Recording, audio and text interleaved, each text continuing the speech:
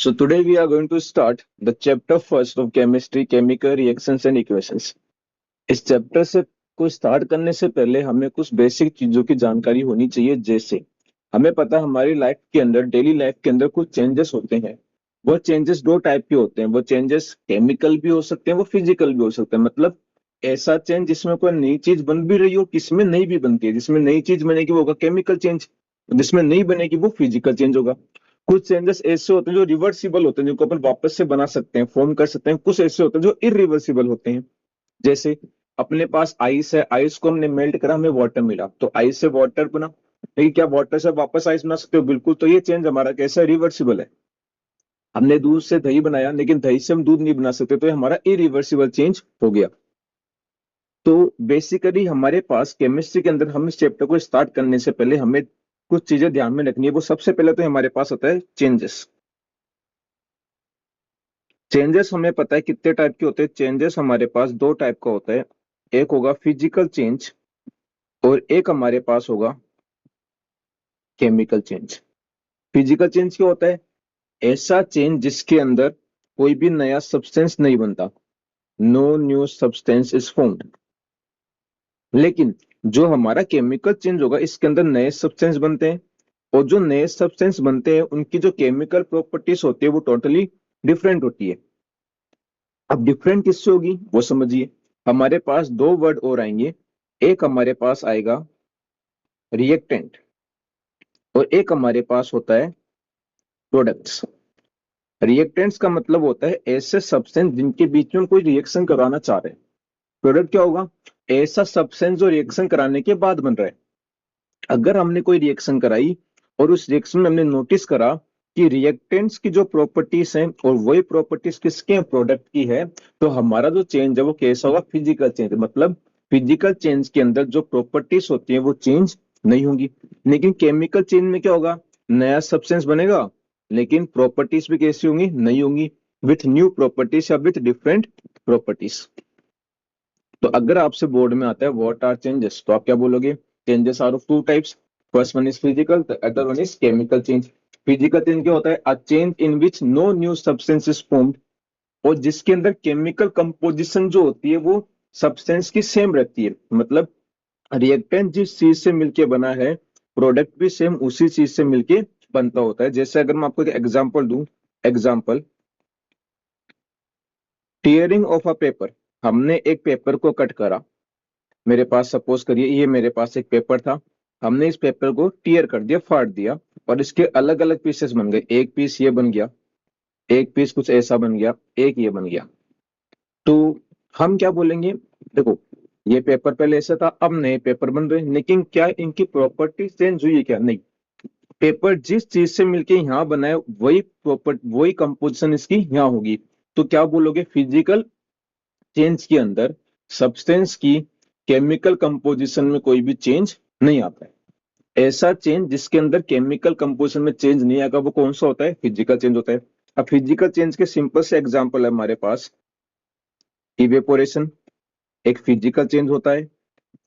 Boiling physical change होगा। Melting physical change होगा। Condensation, evaporation, sublimation, ये सारे कैसे होते हैं? हमारे पास फिजिकल चेंज होते हैं। अब हमें आना है केमिकल चेंज में। केमिकल चेंज क्या होता है? ऐसा चेंज जिसके अंदर नया सब्सटेंस बनेगा और जिसकी जो प्रॉपर्टीज होती हैं वो टोटली डिफरेंट होती हैं। जैसे फॉर एग्जांपल हमने मिल्क और कर्ड की बात करी।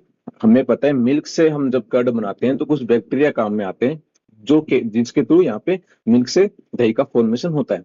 लेकिन अगर आप मिल्क और दही को टेस्ट करोगे, इनका टेस्ट में आपको चेंज आएगा।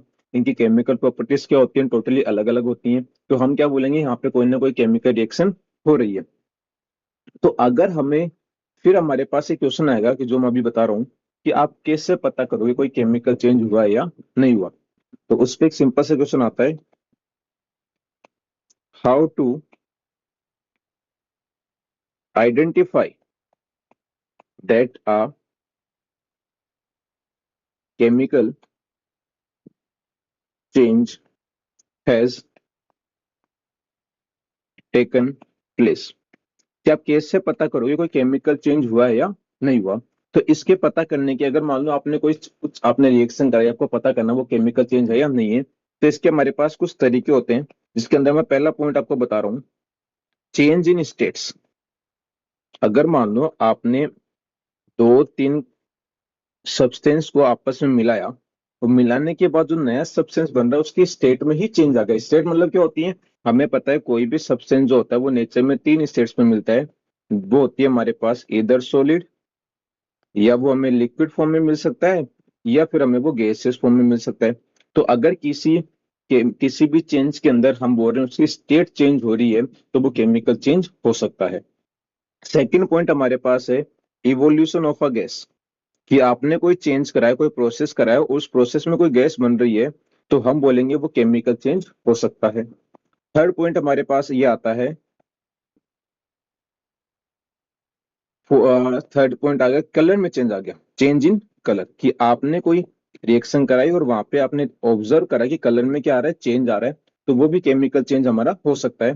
फोर्थ है हमारा, जो कंटेनर है आपका, उसका मानो टेम्परेचर में चेंज आ गया, या तो वो ठंडा हो गया, वो गर्म हो गया, तो आप क्या बोलोगे, चेंज इन टेम्परेचर। ये भी हमारा कौन सा चेंज होगा, केमिकल चेंज होगा। लास्ट हमारे पास फिफ्थ पॉइंट, जो बहुत इंपॉर्टेंट है, इसको हम बोलते हैं फॉर्मेशन ऑफ अ प्रेसिपिटेट। कि प्रेसिपिटेट का मतलब होता है कोई आपने रिएक्शन कराई और उसमें एक इनसोल्यूबल सब्सटेंस बन रहा है। प्रेसिपिटेट क्या होता है, प्रेसिपिटेट होता है हमारा एक इनसोल्यूबल सब्सटेंस, जो क्या होता है रिएक्शन के दौरान बिल्कुल बॉटम में जाके सेटल हो जाएगा कंटेनर के, उसको हम क्या बोलते हैं, प्रेसिपिटेट। अभी हम देखेंगे प्रेसिपिटेट जनरली हमारे सिलेबस में काम बनता है। प्रेसिपिटेट हमारे बनता है डबल डिस्प्लेसमेंट रिएक्शन में प्रेसिपिटेट का फॉर्मेशन होता है।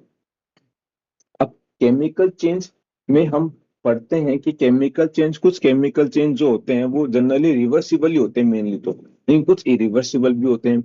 फिर हम पढ़ेंगे अभी एक्सोथर्मिक और एंडोथर्मिक चेंज के बारे में, ऐसा चेंज जिसमें हीट की रिक्वायरमेंट होती है और कभी कभी कुछ चेंज में हीट हमारी रिलीज भी होती है, तो हम उसको बोलते हैं एंडोथर्मिक एक्सोथर्मिक, और जिसमें हमें हीट एब्जॉर्ब करनी पड़ेगी वो होगी हमारी एंडोथर्मिक। तो नेक्स्ट हमारे पास क्वेश्चन ये आता है कि जो चैप्टर का नेम हमारे पास वो है केमिकल रिएक्शंस एंड इक्वेशंस। तो इसमें हमारे पास एक क्वेश्चन ये बनता है यहाँ पे कि ये जो अपने टर्म लिखा है केमिकल रिएक्शंस, इसका मतलब क्या होता है। भाई केमिकल इक्वेशंस तो केमिकल रिएक्शंस आएगा, पहला टर्म हमारे पास है केमिकल रिएक्शंस होते क्या है, तो हमें यहाँ ये बताना है केमिकल रिएक्शन का मतलब क्या है। तो देखो, फिजिकल चेंज में तो कोई केमिकल रिएक्शन नहीं होगी। केमिकल रिएक्शन कब होगी, जब कोई केमिकल चेंज क्या हो रहा हो वहां पे। तो हमारे पास सिंपल सी डेफिनेशन है, जब भी कोई प्रोसेस में केमिकल चेंज हो रहा हो तो उसको हम क्या बोलते हैं, जब भी केमिकल चेंज हो रहा है तो इस प्रोसेस को हम क्या बोलते हैं, केमिकल रिएक्शन कहते हैं। तो डेफिनेशन सिंपल सी है, the process of chemical change is known as chemical reaction. कि हमने ये जो प्रोसेस कराया है, किसका प्रोसेस कराया है, केमिकल रिएक्शंस का, इसी को हम क्या बोलते हैं, केमिकल चेंज हम बोलते हैं। सॉरी, जो हमने केमिकल चेंज जो हुआ है इस प्रोसेस को हम क्या बोलते हैं, केमिकल रिएक्शंस कहते हैं। अब हमारे पास नेक्स्ट आती है कि एक्चुअल में केमिकल रिएक्शन जब हम पढ़ेंगे तो इसमें कुछ टाइप्स आते हैं। उस टाइप से पहले हमें इनके सिंबल्स के बारे में पढ़ना पड़ता है। उससे पहले हमें जानना होता है कि केमिकल इक्वेशंस को हम क्या कहते हैं। तो देखो, जब भी आप केमिकल रिएक्शंस को किसकी फॉर्म में लिखोगे, सिंबल्स की फॉर्म में लिखोगे, तो उसको हम क्या बोलते हैं, केमिकल इक्वेशन कहते हैं। जैसे मैंने आपको सिंपल से एक एग्जांपल दिया कि hydrogen reacts with oxygen to form water, ये तो हो गया मेरा केमिकल रिएक्शन का स्टेटमेंट। लेकिन अगर मुझे उसको केमिकल इक्वेशन बनाना तो मुझे क्या करना पड़ेगा, वहां पे हाइड्रोजन और ऑक्सीजन के सिंबल्स लिखने पड़ेंगे, उसको हम क्या बोलते हैं, केमिकल इक्वेशन। तो बेसिकली केमिकल इक्वेशन क्या होता है, यहाँ लिख रहा हूं मैं, a chemical equation is a symbolic representation of a chemical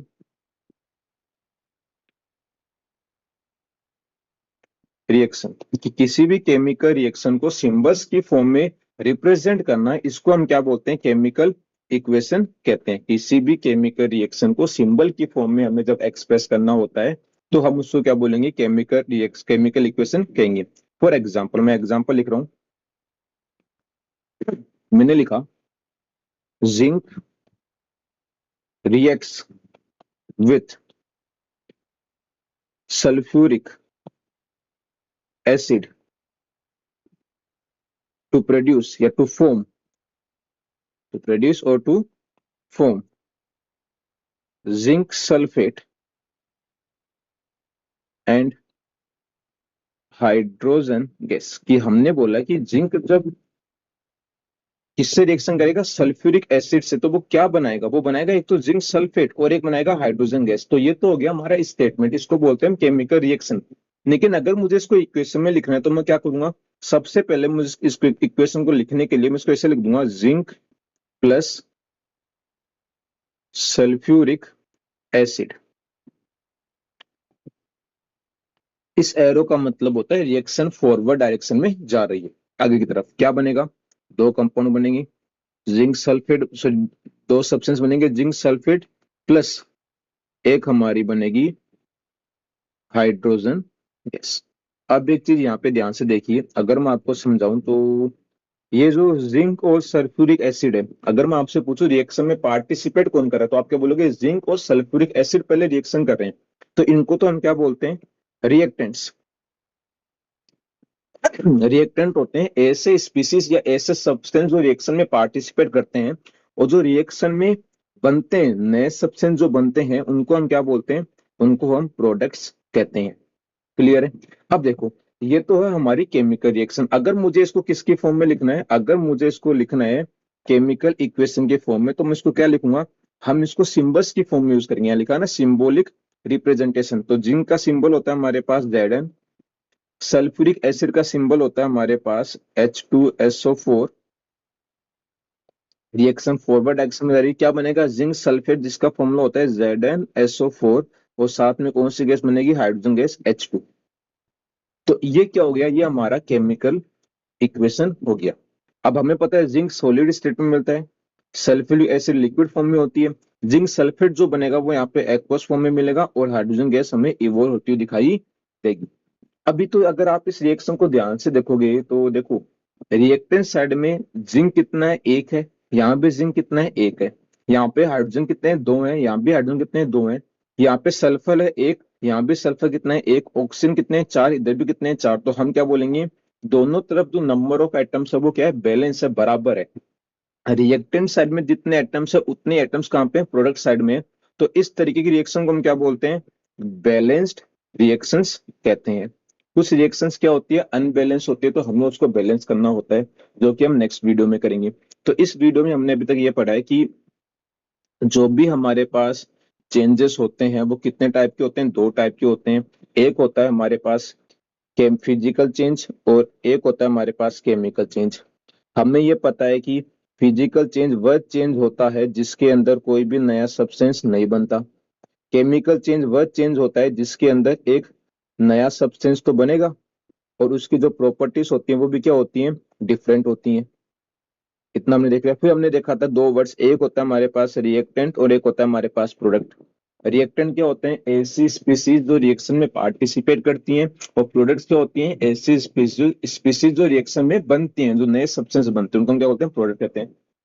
फिर हमने देखा ये जो मैंने एग्जांपल लिखा है, टीयरिंग ऑफ अ पेपर, ये एग्जांपल किसका होता है, एग्जांपल होता है फिजिकल चेंज का। कि आपने एक पेपर को कट करा, कट करने के बाद जो पीसेस बचेंगे पेपर के, उन पीसेस में और ओरिजिनल पेपर में जो कंपोजिशन है वो सेम होती है, तो ये क्या होता है, ये फिजिकल चेंज का एग्जांपल है। फिर हमने नेक्स्ट ये किया, नेक्स्ट हमने लिखा था इवेपोरेशन, बॉइलिंग, मेल्टिंग एक्सेट्रा, ये सारे कैसे होते हैं हमारे पास, फिजिकल चेंज के एग्जांपल है।